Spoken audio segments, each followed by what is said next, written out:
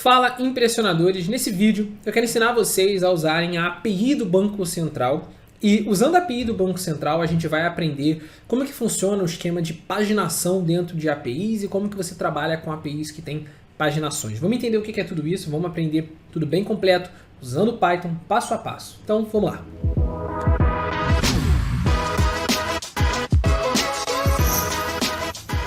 Bom, antes da gente começar, eu vou deixar de presente aqui para vocês embaixo, obviamente, o gabarito da aula de hoje, o arquivo inicial que está aqui, que você está vendo, e também um mini curso de análise de dados. Afinal de contas, a gente vai consumir informações de uma API. Se você quiser depois analisar essa API e aprender os métodos de análise dentro do Python, eu recomendo muito que você assista esse mini curso de análise de dados que eu deixei na descrição.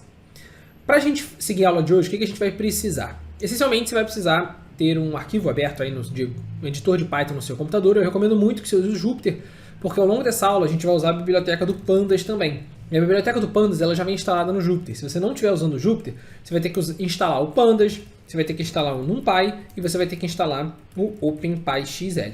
Beleza? Então vamos lá. A primeira coisa que a gente vai fazer é instalar uma biblioteca no Python, que é a biblioteca requests, tá? Então se você não tiver essa biblioteca instalada, eu vou rodar aqui, ó, pip install requests. Lira, por que a primeira coisa que a gente vai fazer é isso? De onde você tirou isso da sua cabeça? Você tá doido? Tá adiantando as coisas? Não. É o seguinte. Para você fazer requisições em APIs, normalmente você vai precisar da biblioteca requests. Eu imagino que se você já viu algum vídeo de API meu aqui no canal, você provavelmente já tem ela instalada no seu computador, porque esse processo de instalação é um processo que só precisa fazer uma única vez. Mas eu sempre gosto de começar reforçando isso, justamente porque a biblioteca request você vai quase sempre precisar dela quando você estiver usando uma API, né, consumindo dados de uma API. Lembrando só que na hora de você instalar, eu estou colocando a exclamação aqui porque eu estou rodando isso dentro do Jupyter. Se você não estiver rodando dentro do Jupyter, estiver rodando dentro de um terminal ou de um prompt de comando, você vai rodar sem essa exclamação. Beleza? Então tá lá, já está instalado e eu vou abrir o link aqui da documentação da API do Banco Central. Esse link daqui eu simplesmente taquei no Google, Banco Central API, e apareceu exatamente esse link que eu disponibilizei para vocês aqui, mas eu já entreguei ele mais pronto na mão de vocês. E aí, você pode reparar que o Banco Central ele tem uma série de APIs, 538 APIs aqui, com informações de tudo quanto é tipo. Eu não conheço todos os tipos que tem aqui dentro, nem nada, mas a gente vai usar um exemplo específico para a gente poder seguir na aula de hoje, que vai ser, por exemplo, o exemplo de cédulas. Eu quero conseguir extrair daqui, ó, o dinheiro em circulação. Eu quero saber quantas moedas de R$1, quantas moedas de 25 centavos, quantas moedas de 5 centavos, quantas cédulas de R$200 tem em circulação no Brasil em determinado momento. E o Banco Central registra isso diariamente. Então, a gente vai entrar aqui com dinheiro em circulação, vai entrar nessa API aqui, que é a API que a gente vai usar. Você pode usar qualquer outra API do Banco Central, fica a seu critério. Eu recomendo que você siga o passo a passo da aula com essa mesma que eu estou usando e depois, se quiser, você explora outras. Quando você entrar nessa API, você vai ver que ele te dá uma série de recursos aqui, tá? E o que eu achei legal aqui da API do Banco Central é que essa API ela te dá, digamos assim, várias informações que você pode ler e saber mais a fundo e tudo mais. Mas essencialmente, o que você vai precisar para conseguir consumir uma API, a API do Banco Central, é esse exemplo aqui, ó, API Navegador de Dados. Por quê? Porque se você entrar aqui no exemplo API Navegador de Dados, ele vai te levar para uma leve explicação do formato aqui do retorno, como que funciona essa API, né, esse endpoint específico, né? Lembrando, o que é uma API? Uma API nada mais é do que um sistema online que disponibiliza links, ou seja, endpoints, que a gente chama, para você, onde você pode fazer requisições nesse link. Requisições para pegar a informação e requisições para enviar a informação. Nesse caso daqui, requisições para pegar a informação. E aí ele explica aqui como que está funcionando esse endpoint, como que é construído esse link que você vai fazer a sua requisição, tá vendo? Aí ele fala, olha, você vai mandar essa requisição aqui, mandando aqui o código que você quer puxar e aqui o format que você quer e qualquer outro parâmetro que você queira passar, você usa aqui. Então você pode ler na documentação e consultar e dar uma olhada direitinho em tudo que você vai ter disponível, mas o que é super interessante também é que ele te disponibiliza aqui, ó, esse ponto de acesso à API. E tem várias APIs que disponibilizam isso, que o que é? É o que a gente chama de um sandbox, ou seja, um local onde você pode ir testando e construindo o link que você vai ter que colocar no seu código. Então eu vou entrar nesse primeiro aqui, informações diárias, tem as diárias e as diárias detalhadas. Eu vou colocar só na diária, porque a gente só quer informações gerais. E aqui ele te dá um exemplo, olha lá que legal. O que é esse exemplo? Esse aqui o exemplo é, olha só, se você fizer uma requisição para esse link daqui, você vai receber uma resposta como parâmetro. E aí você pode inclusive clicar aqui em executar e você vai ver a resposta que você vai receber como parâmetro. Olha lá, se você executar para esse parâmetro aqui, ele fala, olha, você vai receber esse resultado aqui como resposta. Provavelmente esse JSON aqui que você vai receber como resposta. Tá vendo? Agora, O que é interessante daqui? O que é interessante é que você pode ficar brincando com os parâmetros. Por exemplo, olha, na nossa base de dados, digamos que eu queira receber todas essas informações. Data, quantidade, valor. Tá vendo que quando eu estou marcando cada um desses, ó, o link aqui embaixo está modificando? Ou seja, a própria API disponibiliza para a gente um recurso para a gente poder ficar fazendo simulações e poder entender o que isso vai alterar esse link daqui. Ou até um construtor do link onde a gente vai fazer requisição. Por quê? Porque no nosso código agora, o que a gente vai ter que fazer? A gente vai ter que, primeiro, importar a biblioteca request, que é quem vai fazer essas requisições na API do Banco Central. Segundo, a gente vai ter que fazer assim, requisição, vai ser, ou seja, eu vou armazenar o resultado dessa requisição dentro dessa variável requisição, vai ser o meu requests.get, porque eu estou querendo pegar uma informação da API do Banco Central, então .get. E aqui dentro a gente vai passar o nosso link. Só que quem é esse link? Quem é o link onde eu vou fazer essa requisição? Não sei. Esse link vai vir daqui. Se eu quiser uma requisição exatamente com as respostas que tem aqui, por exemplo, essas respostas aqui, que ele até me exibe em formato de tabela para você visualizar, o link de requisição que você vai fazer é exatamente esse link de requisição.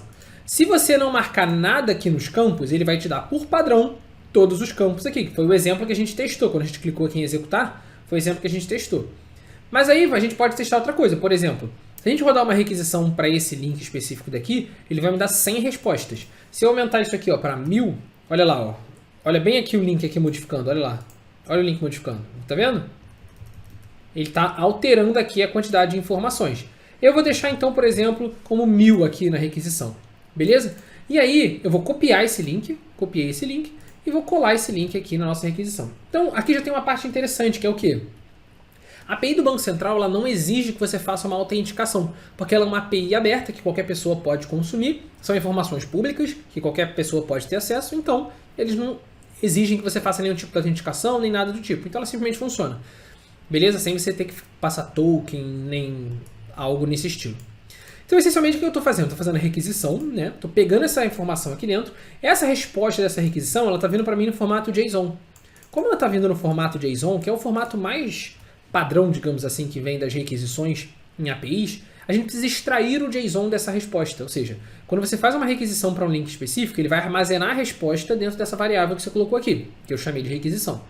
Dentro dessa variável requisição, existe um parâmetro JSON que armazena as informações que estão ali dentro. Então eu posso fazer assim, ó. Informações, por exemplo, vai ser quem? Vai ser o meu requisição.json. E aí eu vou printar essas informações para vocês poderem ver o que aparece ali dentro, o que ele disponibiliza para mim. Olha lá. Printei, olha lá o que ele me mostra. Ele me dá um dicionário, o que é um JSON? Né? Nada mais é do que um grande dicionário que armazena todas as informações. Só que ele não é um dicionário simples, ele é um dicionário em que você tem um parâmetro, um valor, um parâmetro, uma lista de dicionários. Então ele é tipo, meio como se fosse uma árvore assim, né? Ele é um grande dicionário onde dentro dele você pode ter listas de dicionários e assim vai. Para você visualizar ele de uma forma mais organizada, o que eu gosto de fazer é importar a biblioteca pprint, que já vem instalada no Python.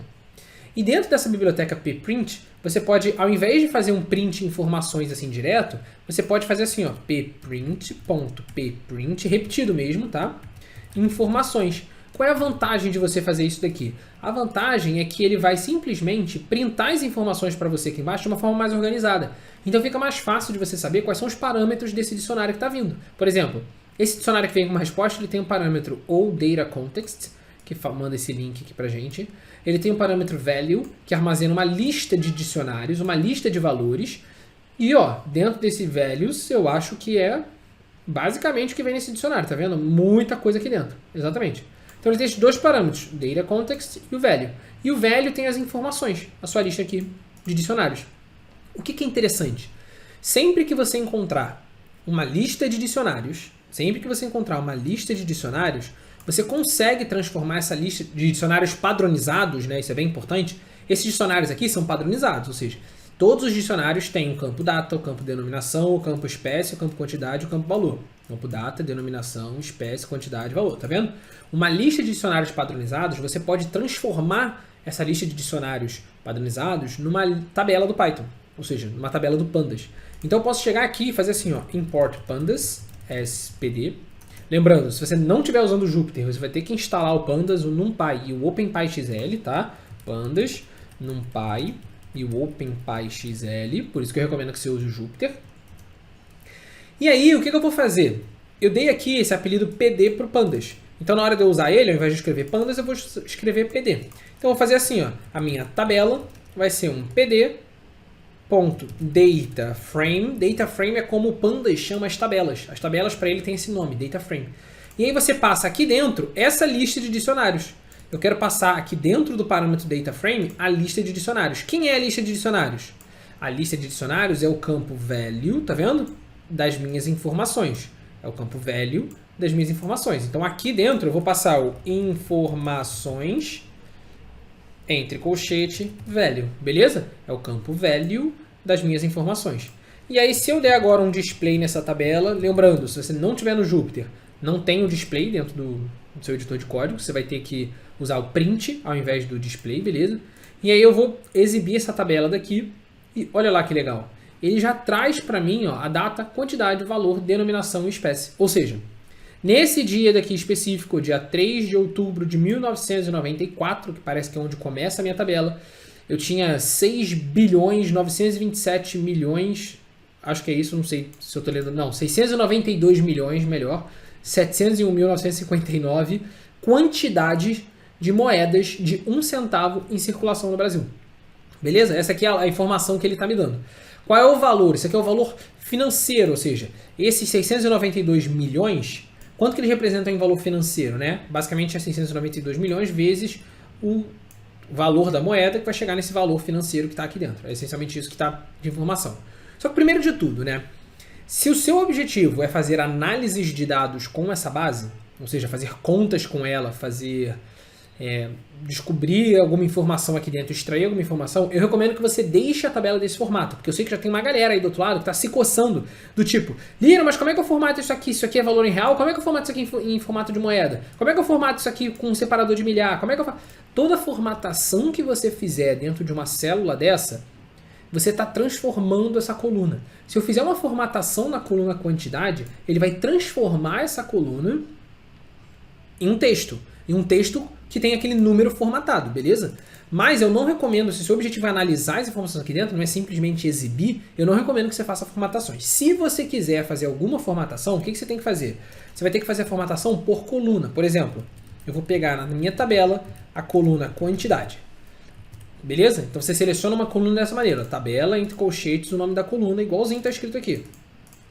E aí você fala, ó, minha tabela coluna quantidade vai ser igual a minha tabela coluna quantidade, só que aplicando um map. O que esse map vai fazer? Ele vai aplicar alguma coisa que você vai passar aqui dentro em cada uma das células dessa coluna. E o que é que você vai passar aqui dentro? Você vai passar aqui dentro um código de formatação .format. O que é isso? Esse código de formatação que você vai passar aqui dentro é o que vai dizer qual é a transformação que ele vai fazer com esse número. Esse código de formatação eu não recomendo que você decore, mas eu vou te passar aqui, ó, por exemplo, se você quiser colocar, você coloca sempre um código de formatação entre chaves. Se você quiser colocar, por exemplo, só o separador de milhar, você vai colocar 2 pontos para dizer que você está formatando e a vírgula. A vírgula é o código de separador de milhar. Se eu exibir aqui agora, você vai ver, ó, tá vendo? A minha tabela quantidade está com os separadores de milhar bonitinho. Facilita de visualizar a informação. Mesma coisa para a coluna valor, só que ao invés de ser quantidade aqui, seria, por exemplo, valor. Tá vendo? Beleza? Agora, Lira, quero colocar também R-cifrão. É só você vir antes aqui, ó, tá vendo? Antes da chave, bota R-cifrão. Não tem problema, ele vai aplicar, ó, R-cifrão. Lira, eu quero colocar também o separador de casa decimal e que ele seja fixo com 2 casas decimais, porque tem os caras que estão com 2, tem os caras que estão com 1, tem os caras que estão com mais. O que você faz? Ó? Você bota .2f. Ponto é para dizer que tem separador de casa decimal e 2f é para dizer quantas casas decimais são. 2 casas. Se fossem 3, 3f. Se fosse 1f. E assim vai. Então, ó, se eu rodar o código dessa maneira daqui, ele está lá. Ó, todo mundo com 2 casas decimais. Beleza? Mas aí eu volto àquele ponto. Eu vou deixar isso aqui comentado para vocês saberem que isso existe, tá aqui. Mas eu não recomendo que para você analisar as informações que estão aqui dentro, trabalhar com elas, que você faça a formatação para você manter todas as colunas em formato numérico, para você poder fazer conta com elas caso você precise. Beleza? Então, tranquilo. Agora, o que a gente vai fazer? Repara o seguinte, essa requisição que a gente fez foi uma requisição relativamente simples, ou seja, a gente só passou para ela aqui esse parâmetro. Só que vamos olhar melhor aqui essa requisição. Aqui eu estou pegando informações do dia 30 de outubro de 1994. E se eu quisesse pegar umas informações mais recentes? Aqui tem um parâmetro que é o parâmetro ordenação. Então, quando você está fazendo uma requisição em algum link específico de uma API, normalmente você tem uma série de parâmetros que você pode passar. Algumas APIs vão ter mais, outras APIs vão ter menos, mas saiba que existem parâmetros que você vai passar. E normalmente esses parâmetros, né, muitas vezes, né, esses parâmetros, eles vão ser passados no formato do link mesmo, ou seja, eles vão ser passados aqui, ó, depois dessa interrogação. Quando num link você vê uma interrogação, entenda que dentro daquele link tem parâmetros. Olha lá, eu tenho um parâmetro top, que é esse 1000, eu tenho um parâmetro format, que é o JSON, e aí se você construir aqui, ó, por exemplo, eu quero ordenar, aí ele dá até um exemplo, olha lá, se você quer ordenar de acordo com o nome em ordem ascendente, você bota nome, espaço, ASC, ascendente, ou seja, do menor para o maior. Idade em ordem decrescente, idade, deix, né? E aí, DESC, e aí ele coloca em decrescente. Digamos que eu queira colocar, por exemplo, data em ordem decrescente, ou seja, da data mais recente para mais antiga. Então eu vou botar, ó, data desk, tá vendo? Decrescente. Como que você sabe isso, Lira? Porque eu vi o exemplo que ele me mostrou aqui, tá vendo? O exemplo que ele está me mostrando. Se não tivesse aqui, eu teria que voltar lá nos recursos e ler na documentação como que faria isso. Como ele já me deu o exemplo, facilita a minha vida. Então, ó, data desk, mudou aqui, ó, tá vendo? Surgiu um parâmetro aqui, ó, order by, tá vendo? Não tem problema, eu copio esse link, vou lá no meu código e colo esse link aqui. Colei esse link aqui. Tá vendo? E aí se eu pegar agora e rodar esse código de novo, vou até tirar esse print aqui que a gente não vai mais precisar dele, vou deixar ele comentado aqui, mas não vou botar para ele printar de novo, ó, rodei, e aí vou transformar agora isso aqui numa tabela, olha lá, 31 de agosto de 2022, que é exatamente o dia que eu estou gravando esse vídeo, o que tem em circulação hoje no Brasil. Beleza? Agora, acaba acontecendo alguma coisa bem interessante, que é o quê? Se você reparar, aqui eu estou pegando do dia 31 de agosto até o dia 23 de maio, né? 5 é maio. E repara o seguinte, você pode pensar, pô, Lira, e se eu quisesse extrair todas as informações? Essa API tem uma característica que algumas APIs têm também, que é o que a gente chama de paginação. Ou seja, algumas APIs, quando você faz a requisição, eles não te dão todas as informações, eles te dão um limite de 100, 1000 informações, que é esse parâmetro máximo aqui. No caso específico da API do Banco Central, eles foram muito bonzinhos, e você pode colocar nesse valor máximo aqui o valor que você quiser. Por exemplo, vou botar aqui 100 mil. Olha lá, coloquei aqui, ó, 100 mil, tá vendo? 100 mil. Vou copiar o link aqui com o valor 100 mil, e vou colar o link lá na nossa requisição com o valor 100 mil. E ainda assim, ele vai me deixar fazer essa requisição, tá vendo? Eu vou rodar esse código aqui. Ele vai demorar um pouco mais, porque ele está puxando agora 100 mil informações. Beleza? E você vai reparar, olha lá, que funcionou, ele não me deu erro nenhum. Ele me permitiu puxar todas as informações. Ó, eu tenho 87.869 informações. Então ele realmente puxou todas as informações que estavam ali dentro. Agora, repara o seguinte, por que aconteceu isso? Porque a API do Banco Central, especificamente, ela permite você fazer requisições de basicamente qualquer tamanho. Mas, pelo menos, esse endpoint que a gente está usando aqui da API. Mas tem muitas APIs que não permitem você fazer isso. Elas só permitem você requisitar, por exemplo, de 1000 em 1000, de 5000 em 5000, de 100 em 100 e assim vai. Se isso acontecer, você vai ter que aprender a trabalhar com esse parâmetrozinho daqui, que é um parâmetro que a gente chama de offset, né? Ou primeiro, né? O que é esse parâmetro daqui? Ao invés de fazer requisição, ó, a gente descobriu aqui que a nossa tabela tem 80 e poucos mil valores, tá? Então eu vou querer fazer requisições de 10 em 10 mil, ao invés de fazer de 100 mil, eu vou fazer requisições de 10 em 10 mil, ou seja, vou chegar no nosso link aqui, que está aqui, e nesse parâmetro top eu vou tirar um zero. Ele vai fazer requisições de 10 em 10 mil. Só que eu vou querer fazer requisições, várias requisições, para eu conseguir pegar todas as informações. Porque imagina que a API do Banco Central, essa API que a gente está usando, fosse limitada em 10 mil. Eu tenho mais de 10 mil informações ali dentro, eu tenho 87 mil. Como que eu faço para extrair as 87 mil se eu só posso pedir de 10 em 10? Normalmente as APIs vão te dar um parâmetro para você fazer isso. Um parâmetro de página do tipo, eles vão pegar todas as suas informações e dividir em 8 páginas, 9 páginas, e aí você vai primeiro pedir da página 1, depois da página 2, depois da página 3, depois da página 4, e assim vai. Ou eles vão te dar esse parâmetro aqui, offset, né, que no caso aqui ele chama de primeiro. O que é isso? Eu vou fazer uma requisição e eu quero começar a partir do item 0. Beleza. Agora a próxima requisição eu quero começar a partir do item 10 mil. Agora a próxima requisição eu quero começar a partir do item 20 mil. Agora a próxima requisição eu quero começar a partir do item 30 mil. Então você vai fazendo requisições que começam a partir de um índice diferente. E aí com isso você consegue pegar todas as informações. E é exatamente assim que vai funcionar. Então eu vou colocar aqui, ó, se eu quisesse que a primeira informação que ele pegue seja a informação 1. Beleza? Então, se a primeira informação que ele pega seja a informação 1, ele vai mandar aqui, ó, ele acrescentou esse parâmetro aqui, ó, skip 0. Se eu quisesse que a primeira informação que ele pegasse fosse a informação 10.000, olha lá, ele ia botar skip 999. Então, como que esse parâmetro está representado aqui no nosso link, nesse caso do Banco Central? Você tem que sempre ver como é que ele funciona. Nesse caso, ao invés de passar começa no 10.000, ele pula até o 9.999. Então, eu vou copiar esse link aqui, no formato que ele está aqui, e a gente vai trazer esse link para cá. Vamos pegar aqui, ó. Pegar todas as informações com várias requisições. Beleza? Eu deixei separado aqui. E aí vamos criar o nosso parâmetro link de novo aqui. A gente já importou as bibliotecas, então a gente não vai precisar importar. O que tem que mudar aqui? Ó? Esse cara daqui, ó, o top é 10.000, a gente quer pegar de 10 em 10.000, mas o skip não vai ser 9.999. O skip vai ser um valor dinâmico. Então o que eu vou fazer? Eu vou fazer o seguinte, olha. Eu vou criar, normalmente o que eu, Lira, faço? Eu crio um loop infinito. Eu faço assim, ó, while true. Ou seja, enquanto você conseguir, vai fazendo requisição. Vai fazendo requisição, vai fazendo requisição. E aí o que eu quero que ele faça? O que é fazer uma requisição? Essencialmente é fazer esse processo que a gente fez aqui em cima todo. É fazer uma requisição naquele link, pegar as informações daquele link, Ctrl C.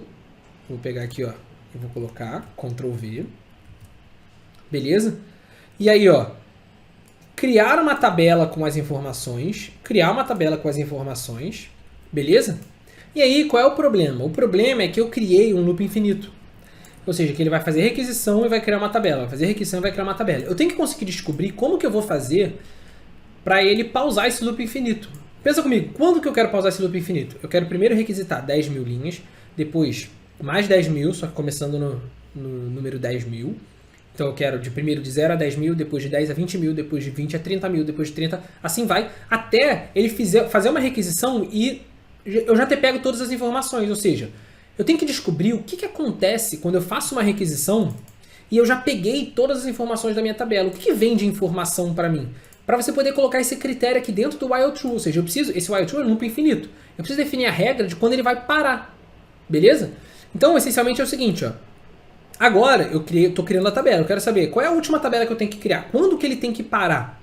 Ele tem que parar quando eu fizer uma requisição dessa daqui e não vier nenhuma informação como resposta.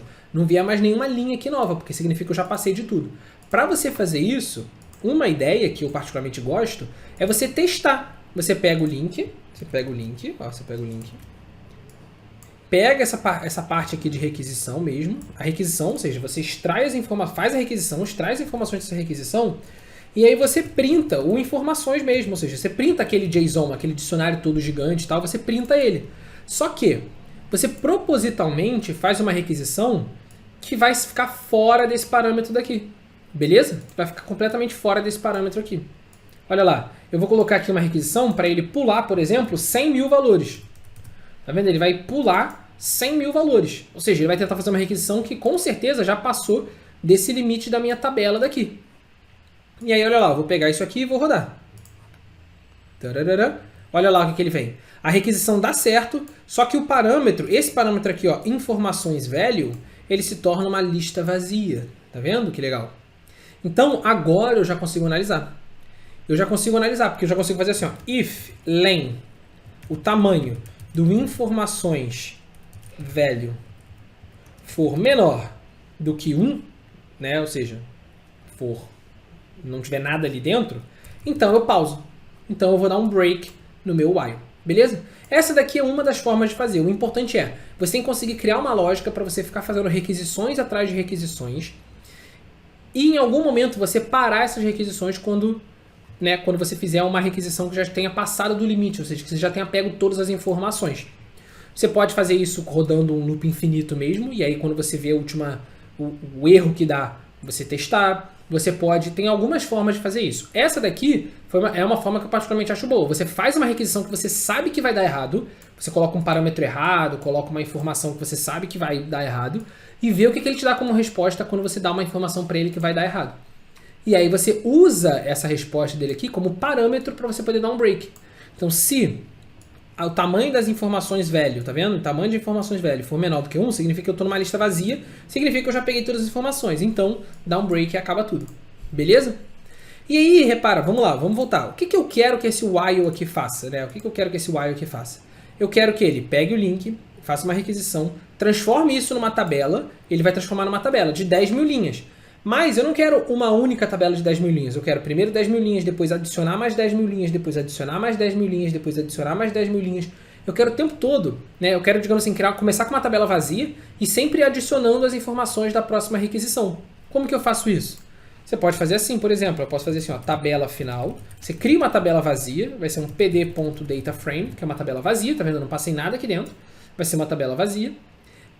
Quando ele faz a requisição, ele cria uma tabela com o resultado da requisição que ele acabou de fazer. E aí o que você faz? Você faz assim, ó, fora desse if daqui, tá vendo? Fora do if, depois dele, mas fora do if. Você faz, ó, a minha tabela final vai ser um pd.concat. O que o pd-concat faz? Né? Do pandas mesmo, do pandas. O que o pd-concat faz? Ele vai concatenar duas tabelas. Então aqui dentro do parênteses você vai passar uma lista de tabelas. Toda lista no Python tem que estar entre colchetes. Então uma lista de tabelas.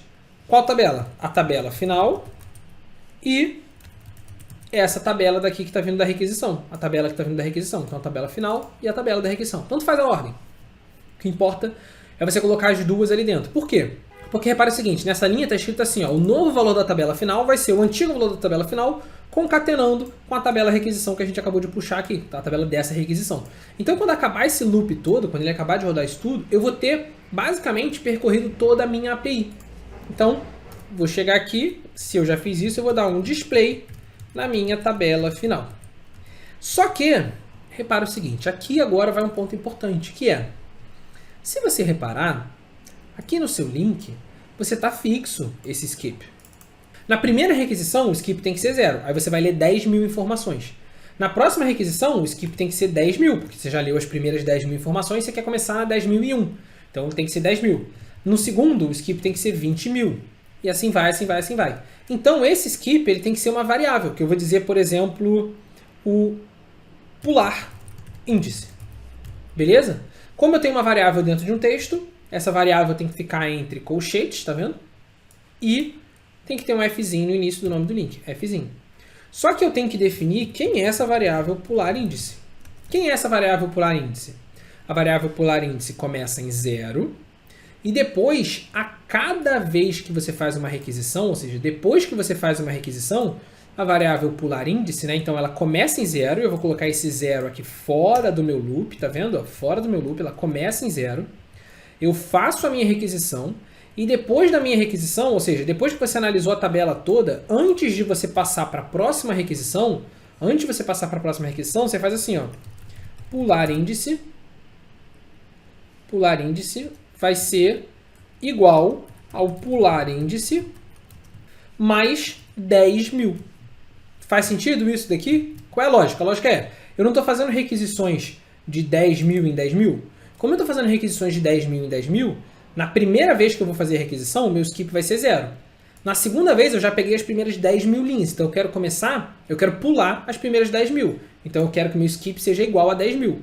Então, olha lá, a primeira vez que isso aqui rodar, o pular índice vai ser 0. Fez a requisição com 0, pegou as informações, agora o meu pular índice se tornou 10 mil. Aí ele vai fazer a requisição com 10 mil, e aí meu pular índice vai ser o antigo valor, 10 mil, mais 10 mil, ou seja, 20 mil. E assim vai, assim vai, assim vai. Essa estrutura aqui no Python, você pode fazer ela de uma forma mais simplificada, assim, ó. Pular índice mais igual a 10 mil. O que isso aqui significa? Significa que o novo valor da variável pular índice vai ser o antigo valor mais 10 mil. No Python você pode simplificar ela dessa maneira, mais igual. Beleza? Então agora, se a gente fez tudo certo, se a gente fizer a requisição e rodar esse código aqui, ele vai fazer várias requisições, quantas forem necessárias, para ele conseguir extrair todas as informações lá de dentro e colocar isso dentro da minha tabela. O resultado final tem que ser as mesmas 87.869 linhas. As mesmas. Se o que a gente fez aqui está certo. Beleza? Então olha lá. Turururu, fez 87.869 linhas. Olha lá, de 3 de agosto de 3 de outubro, desculpa, de 1994 a 31 de agosto de 2022. A mesma coisa aqui em cima. De 3 de outubro de 1994 a 31 de agosto de 2022. Lira, mas por que você fez questão de mostrar essa segunda parte daqui? Essa parte de fazendo por páginas e tudo mais. Se a API já me permitia puxar tudo de uma vez. É muito mais fácil puxar tudo de uma vez. Sim, É muito mais fácil puxar tudo de uma vez. Mas tem muitas APIs que não vão permitir você puxar tudo de uma vez. E aí, para isso, você vai ter que aprender a fazer isso daqui. Essencialmente, é a mesma estrutura de uma requisição única. Só que você está colocando ela dentro de um loop e criando uma lógica para você conseguir saber quando que esse loop tem que parar e como que você faz para cada requisição ser diferente da outra, cada requisição ser sequencial em relação à outra. E a gente fez isso por meio de identificar o que acontece quando você faz uma requisição que dá errado, para a gente conseguir pausar esse loop, e também criando um parâmetro que ele é auto-incrementado, ou seja, a cada vez que você executa esse código, esse parâmetro é incrementado. Então sempre que você tiver um desafio desse de paginação, né, de API, ou seja, você não consegue puxar tudo de uma vez, você vai ter que pensar nessas duas soluções, como travar e como fazer de forma sequencial. E provavelmente essa solução vai passar por algo nessa linha.